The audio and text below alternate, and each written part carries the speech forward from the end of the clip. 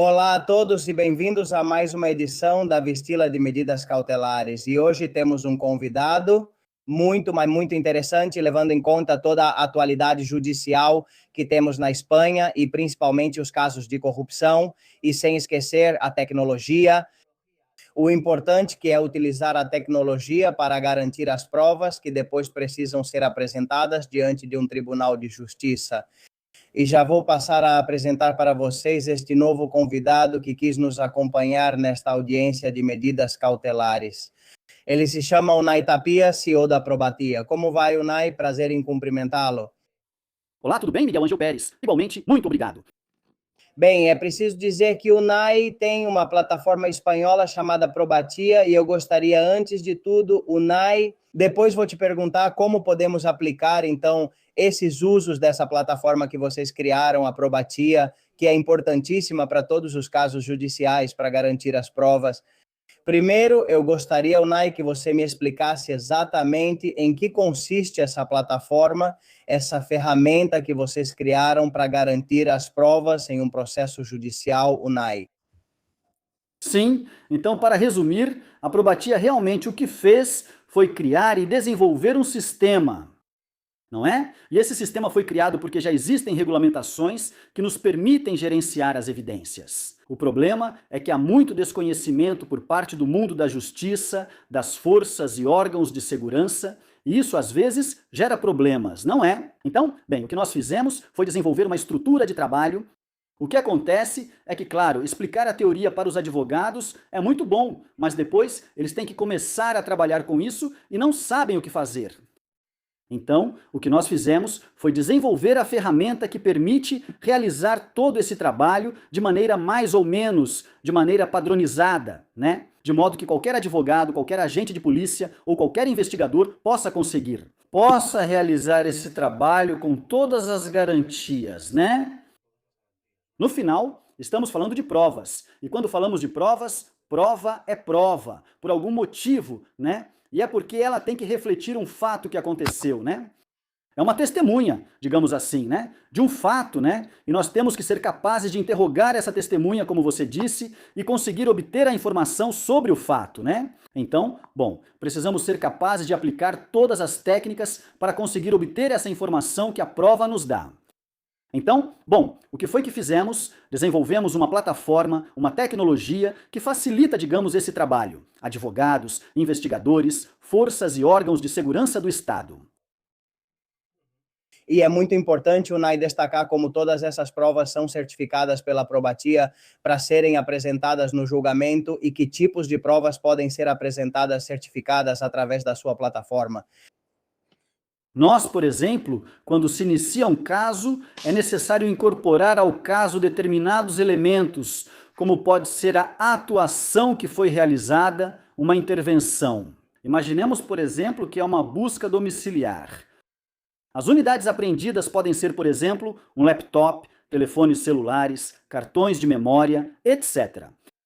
E depois, as evidências que cada um deles contém, né? Então, tudo isso dá contexto à prova, né? O que nós fazemos é permitir ao usuário incorporar as provas a isso, de modo que a prova já tenha um histórico. Que é isso? A partir daí, como se certifica a prova, o que fazemos é gerar um sistema de rastreabilidade.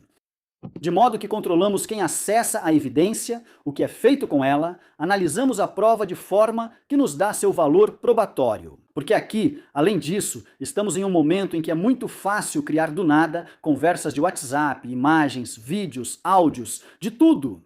E além disso, cada vez é mais difícil distinguir o que é artificial do que não é. Então, bom, o que a gente faz é analisar tudo isso para poder dar ao usuário um valor probatório dessas evidências e decidir se são ou não aptas para serem levadas ao tribunal. Utilizamos tecnologias muito comuns, muito padronizadas, porque é verdade que anteriormente quisemos ser muito disruptivos e muito inovadores, mas percebemos que, no final, o que precisamos é que qualquer pessoa possa reproduzir o mesmo trabalho que fizemos, não é? Então, bom, usamos tecnologias que são facilmente reproduzíveis e, além disso, vêm de autoridades. Por exemplo, autoridades de carimbo de tempo, onde qualquer ação sobre uma prova, que pode ser até uma conversa telefônica. Então, bom, toda atividade que for feita sobre essa conversa telefônica, nós a registramos, toda e qualquer atividade, digamos assim, e geramos uma rastreabilidade sobre essa prova, né? De modo que sabemos o que aconteceu em todo momento, quem interveio, onde foi feita a intervenção, o que aconteceu em geral durante todo o ciclo de vida da prova. Porque é preciso levar em conta que as provas que são apreendidas e depois apresentadas no tribunal podem ficar sob custódia durante 1 ano, 2 anos, 5 anos, não se sabe, né? Então, bom, é importante que o controle de acesso seja rigoroso, porque essa prova pode levar a pessoa a Lozowy Certificate. Então devemos ter muita cautela. O acesso precisa ser rigoroso. E você, Unai, mencionou que um exemplo de prova seria, por exemplo, uma ligação telefônica. Que outros exemplos? As mensagens do WhatsApp, claro que agora estão tão na moda em todas as causas judiciais que cercam o governo de Pedro Sanches, que envolvem a UCO, até mesmo a UDEF. Além de mensagens do WhatsApp, ligações telefônicas, existe alguma prova assim, algum outro exemplo de prova importante para os julgamentos? Bem, estamos falando de comunicações, então nas comunicações estariam e-mails, conversas de WhatsApp, Telegram, toda a comunicação feita entre várias partes, certo? Documentação, né? Então aí temos arquivos PDF, documentos do Word, esse tipo de coisa. Imagens, né? Além disso, a probatia surge de uma associação de imagem científica e forense. Então, o tratamento da imagem é muito importante, né? Então, trabalhamos com imagens de telemetria, detectamos também se a imagem foi manipulada ou não, se foi editada, se foi processada, por exemplo, se veio de uma rede social, esse tipo de coisa. Então, nós analisamos as imagens. Por vezes, dá para recortar uma imagem sem que percebam. Por isso, detectamos todas essas alterações. Vídeo também. Então, por exemplo, em um vídeo pode haver alguns quadros-chave. O que a plataforma quer fazer é trabalhar sobre esses quadros-chave, né? Sem nunca perder a rastreabilidade, né? Porque aqui temos outro problema. E é que se eu tenho um vídeo e desse vídeo eu obtenho imagens-chave, que são as que eu preciso para apresentar no tribunal. E não existe uma relação ou um vínculo entre o que eu apresento e o vídeo que foi apreendido. Por exemplo, em um sistema de gravação de circuito fechado.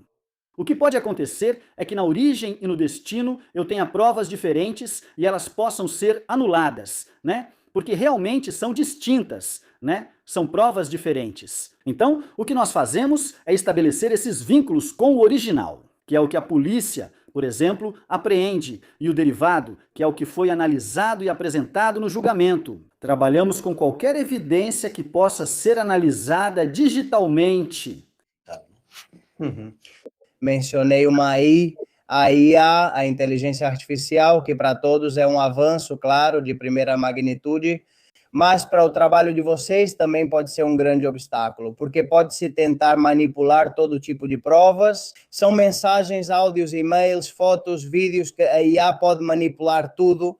Esse é justamente um dos pontos fortes da probatia, poder autenticar provas e distinguir quais são reais ou quais foram alteradas com IA. Sim, veja só.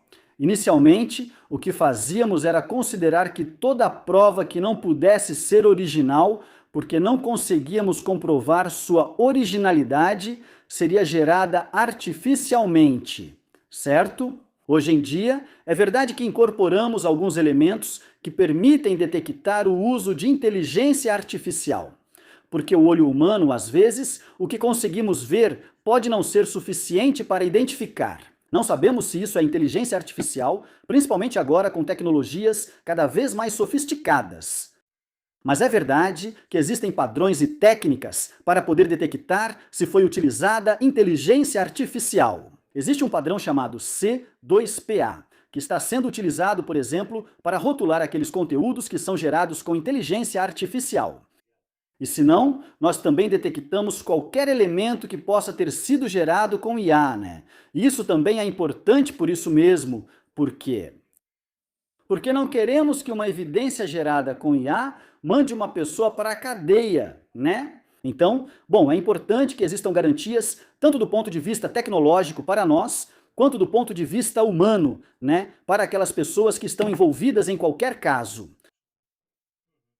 Utilização UNAI da Probatia, por exemplo, para as redes sociais, né? Por exemplo, nos últimos dias vimos pessoas insultando, nos últimos dias, desde que existem redes sociais, isso ocorre diariamente. Por exemplo, lembrei do caso da Inês Sainz, que foi insultada no Twitter.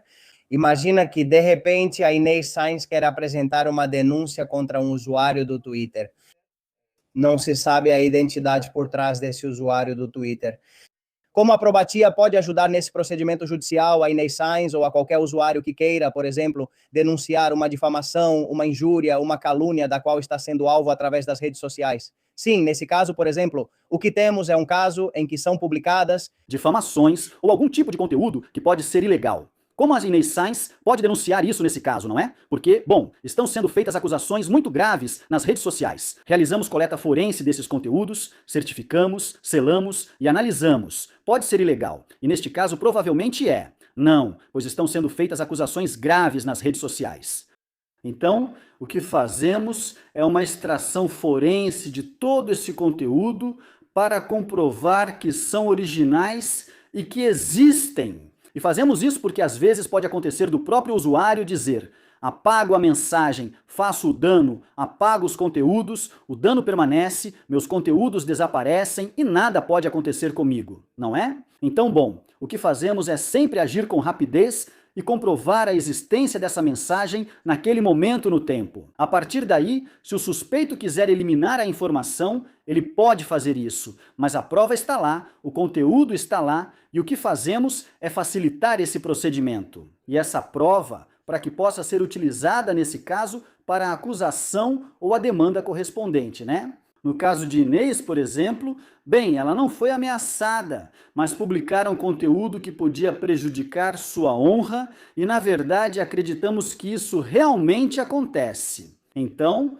bem, o que entendemos é que é uma evidência que será, pode ser e provavelmente será utilizada nesse caso contra o autor do fato, né?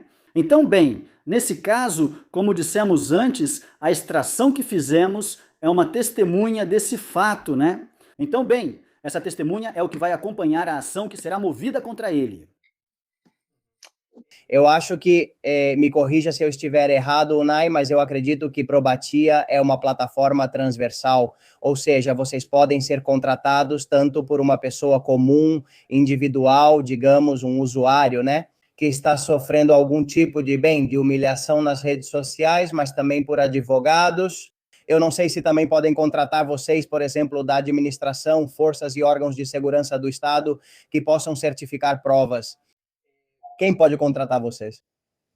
Sim, olha, dependendo do perfil, digamos que há diferentes usos, né? Por exemplo, no caso da advocacia, normalmente o que mais interessa é a preservação da prova, né? Além disso, o advogado normalmente não tem muita clareza sobre o que fazer com essa prova, né? Então, eu como vítima, por exemplo, apresento uma série de provas que eu tenho e o advogado diz: bom, o que eu faço com isso? Com isso aqui. Pois bem, agora que você tem a ferramenta, pode utilizá-la. Forças e órgãos de segurança podem usar para registrar operações realizadas, já que o sistema valida, por exemplo, uma operação, como pode ser uma busca domiciliar, onde te dão uma série de checagens para dizer, bom, toda a prova que deriva dessa atuação pode ou não pode, pode ser ou pode não ser válida em um tribunal, não é? Porque, por exemplo, não existe uma autorização judicial, etc., não é? Bom, o sistema te ajuda e te orienta para que você possa fazer isso, não é? Esse seria o caso das forças e órgãos de segurança. Mas, por exemplo, para um jornalista também seria útil, não? Probatia vai incorporar em breve, já estamos testando, um sistema de investigação transversal aprofundada, não é? Que permite cruzar comunicações, documentação, qualquer conteúdo, não é? E permite extrair descobertas, padrões, permite extrair, por exemplo, fatos, cronologias, etc., não é?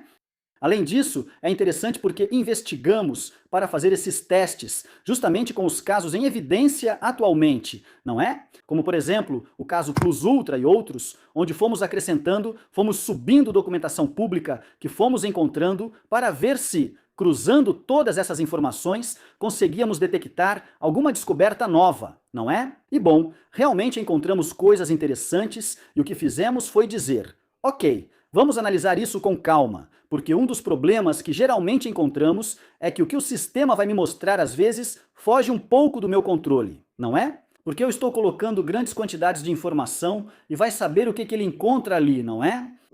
Também temos certa cautela na hora de, por isso também essa nova funcionalidade ainda vai demorar alguns dias para aparecer.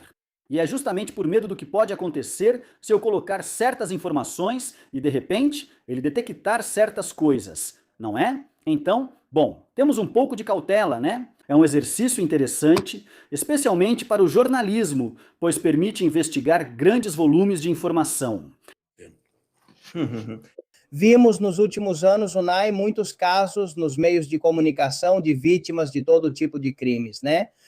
Que tinham como prova um print de WhatsApp, um e-mail, mas que não souberam certificar ou não conseguiram certificar, e aí chegou ao tribunal e essa prova foi descartada.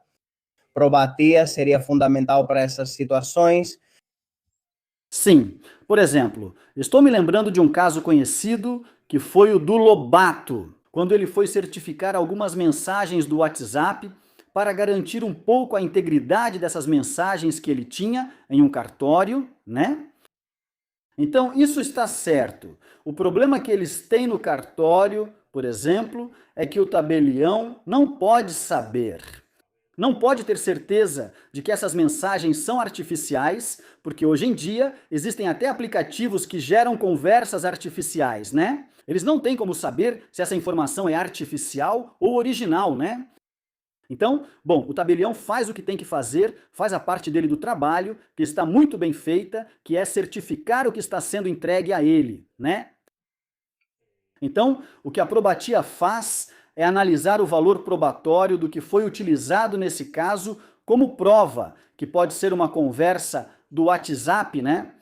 Então dissemos, olha, se essa mensagem, se essas pessoas tivessem, por exemplo, à disposição essa ferramenta, teriam sido capazes de certificá-la e, além disso, dizer, ok, agora podemos comprovar que isso é completamente original, né? Que está dentro desse dispositivo e que essas conversas e essas frases ou esses elementos, então, realmente aconteceram, né? Ou seja, uma prova concreta de que aquilo aconteceu, né?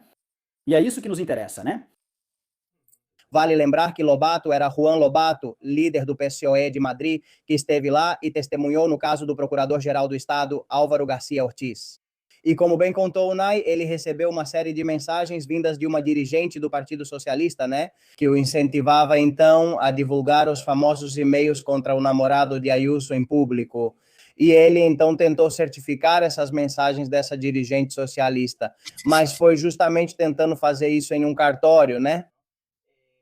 Também, Unai, nos últimos dias houve muita polêmica com o caso de Zapatero, porque vazaram as famosas mensagens de WhatsApp da sua secretária, já conhecida por todos como Gertrudes.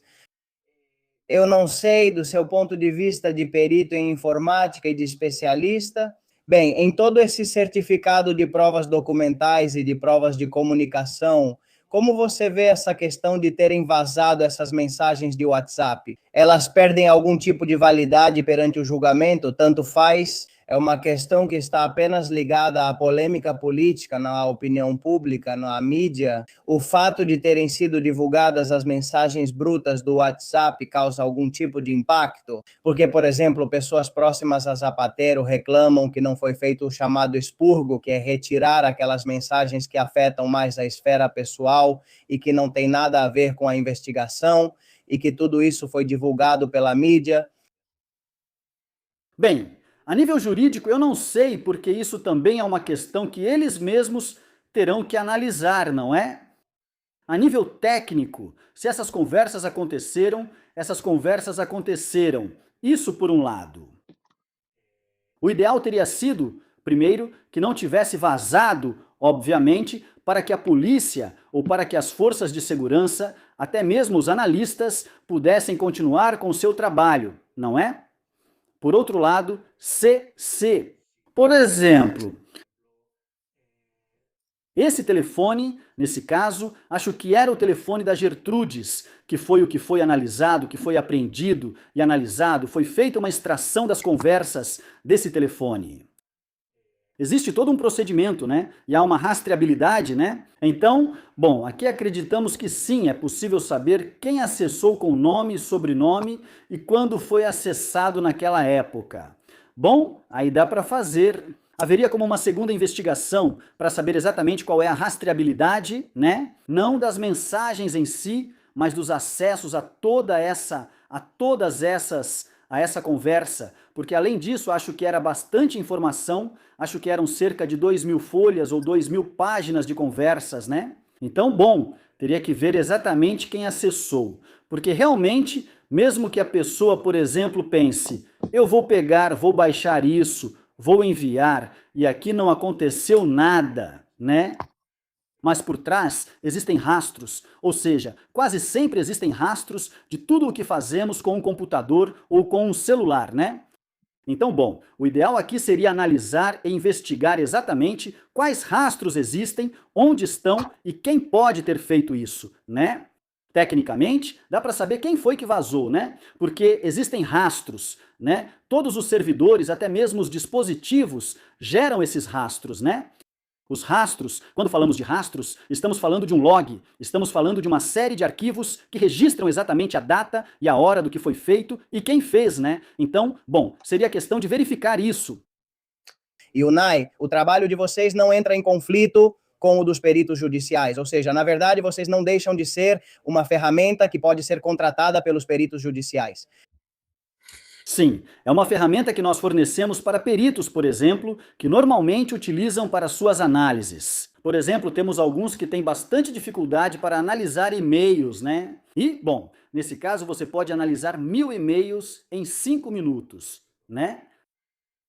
Isso sim é uma vantagem dada a eles, né? Realmente é uma ferramenta para todas essas pessoas, inclusive para que possam colaborar dentro de um mesmo ambiente, de modo que essa rastreabilidade não se perca, porque você já está dentro desse ambiente operando, né? Então, bom, o fato de não perder a rastreabilidade da prova é super importante, principalmente quando vão passar 2, 3 anos e o que você não quer é que se perca o rastro, né? Porque a evidência digital é muito volátil. É muito fácil de ser manipulada, de mudar uma data, uma vírgula, etc, né? Então é importante que seja preservada e que se saiba quem trabalhou com ela, né? Então, bom, nesses casos, por exemplo, quando acontecem vazamentos e tudo mais, um dos problemas é que não se pode saber quem esteve ali, né? Porque há muitos computadores, pessoas circulando, agentes, etc. Então a plataforma, o que permite tanto aos peritos judiciais, peritos de informática, juízes para poder acessar as evidências, forças e órgãos de segurança, investigadores particulares, etc. É possível cooperar em um ambiente seguro, onde toda a rastreabilidade está disponível. Assim, é fácil verificar o que ocorreu.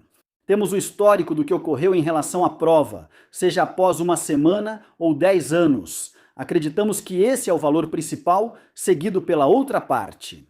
A outra parte tem que ser capaz de acessar isso porque, nesse caso, por exemplo, também estamos vendo como estão tentando invalidar algumas provas pela forma como foram obtidas, né? Então, bom, nós temos que poder facilitar para a outra parte também o que fizemos para poder preservar, né, todas essas garantias em torno da evidência, né? Sim, na verdade, a defesa de Zapatero está tentando, é verdade, invalidar, por exemplo, todo o conteúdo do telefone celular de Rodolfo Reis, que é um executivo da Plus Ultra, né? Que entregou esse dispositivo aos Estados Unidos, e a defesa de Zapatero está tentando realmente encontrar uma forma de anular essas provas, dizendo que não foi possível certificar como foram feitas a extração e a clonagem das informações, etc. Está me lembrando também, Unai, em muitos casos, quase todos já, virou um clássico esse negócio de apagar o celular. Todos os que são pegos, coincidentemente, apagaram o celular, deixam ele quase com configurações de fábrica. E, claro, a UCO e a UDEF dizem que Se já apagaram o celular, é praticamente impossível recuperar as mensagens. Lembro do caso do procurador-geral Álvaro Garcia Ortiz, em que enviaram comissões rogatórias para os Estados Unidos, para a Irlanda, para o WhatsApp, para todos, e no final conseguiram apenas 2 mensagens que não tinham muito valor. É impossível, ou seja, se você apaga o seu telefone celular, já é impossível recuperar essa informação, Unai. Bom, é preciso levar em conta várias coisas aqui, a várias camadas. Por exemplo, a informação que está dentro do próprio aparelho, né? Todos os aparelhos têm um sistema de armazenamento. Então, quando a gente escreve algo nesse sistema de armazenamento, como pode ser um documento, uma mensagem, qualquer coisa, isso fica lá, né? Quando vamos escrever novas mensagens ou novos conteúdos, eles são gravados no espaço que ainda está disponível. Mas, o que acontece quando eu apago um arquivo, por exemplo? Não, o problema agora é que esse espaço não está sendo removido. O que está sendo feito está sendo colocada uma pequena etiqueta dizendo: este arquivo, o espaço que ele ocupa, está disponível para quando chegarem novos arquivos, certo? Ou seja, não está vazio, ele ainda está lá. Então, do ponto de vista forense, o que normalmente se faz é apreender o telefone. Além disso, é um procedimento delicado, né? Porque é preciso ver se ele está ligado. Se está desligado, se tem conexão, se o suspeito pode ou não pode acessar, etc., né? E assim por diante. E o que se faz é dizer, bom, vamos extrair tudo o que tem ali, inclusive aquilo que está marcado para ser apagado, mas que ainda não foi sobrescrito, né? Então, bom, em nível forense é possível obter a informação que o usuário acha que apagou, mas que na verdade não está apagada. Por outro lado, há as comunicações que você mencionou. Nesse caso, ocorre o que chamamos de criptografia. Ou a codificação, né? Isso significa que o que fazemos é, no meu telefone eu vejo a mensagem, entendo, mas envio para você. Então, quando eu envio para você, o que eu faço é, eu o desmonto, transformo em algo que não dá para entender, deixo para o serviço que eu quiser usar, WhatsApp, por exemplo. O WhatsApp pega esse elemento que está completamente desmontado e entrega para você. E você, no seu aparelho, o que faz é remontá-lo para poder ler, certo? Então existe esse processo, né, de envio, cópia e tudo mais, né? A criptografia, basicamente, é transformar algo que eu entendo em algo que não se entende, certo? E uma vez que é decifrado, volta a ser entendido no destino, certo? Então existe essa segurança entre você e eu. O que acontece? Quando está no WhatsApp, ou quando está no Google, ou onde for, está desmontado. Então é muito difícil conseguir acessar essa informação, que foi o que aconteceu, por exemplo, com o caso do procurador-geral. O que aconteceu é que essas mensagens, se não estão no celular porque foram apagadas e também não estão no destino, o único que temos é uma mensagem totalmente fragmentada em um servidor. Então, o que não sabemos é se a empresa tem capacidade para conseguir recompor essas mensagens, né? Se não conseguirem fazer isso, elas ficam inacessíveis, né? Aqui geralmente temos esses problemas. Por isso também, não só nesse caso, mas em outros casos onde há comunicações, o que tem acontecido é que tem se tentado atacar diretamente os serviços que estavam sendo usados, por exemplo, Google ou Apple, por exemplo, né? São, além disso, serviços muito fechados, né? Para proteger a privacidade, é preciso proteger todo o conteúdo. Queria te perguntar também, Unai, agora numa parte um pouco mais lúdica, para que você explicasse aos espectadores do Medidas Cautelares, vocês estão desenvolvendo um videogame? Explique isso usando as informações de um processo, de um caso judicial. Explique para a gente, Unai. Sim, o videogame. Isso vem justamente dessa característica que discutíamos de permitir uma investigação profunda. Então nós cruzamos bastante documentação e conseguimos montar uma matriz de fatos relacionados entre si. Fatos, pessoas, etc, etc. Então, bom, o que queríamos era fazer um pequeno dossiê sobre essa informação. O que aconteceu foi que dissemos que gostaríamos de fazer algo um pouco mais interativo. Então, o que fizemos foi desenvolver um pequeno videogame onde era possível ver todos os atores, todos os personagens. Então, bom, basicamente transformamos o caso, nesse caso da Plus Ultra, em um videogame onde as pessoas envolvidas estão em um bar, né? E basicamente conversam entre si, né? Então, bom, era um pequeno exercício que fizemos para poder representar de uma forma um pouco mais prática e interativa, nesse caso, o caso da Plus Ultra que estávamos trabalhando. Né? E esse videogame, como se pode acessar ele, Unai? Ainda não publicamos porque queremos testar mais, mas ele tem um visual bem retrô, né? Bem anos 80 mesmo. E o que vamos fazer é, assim que tivermos todos os elementos encaixados uns com os outros, vamos publicar para que todos possam ver, né? E aí vamos avisar ao grande público para que possam acessar, né? O protagonista será Zapatero, suponho.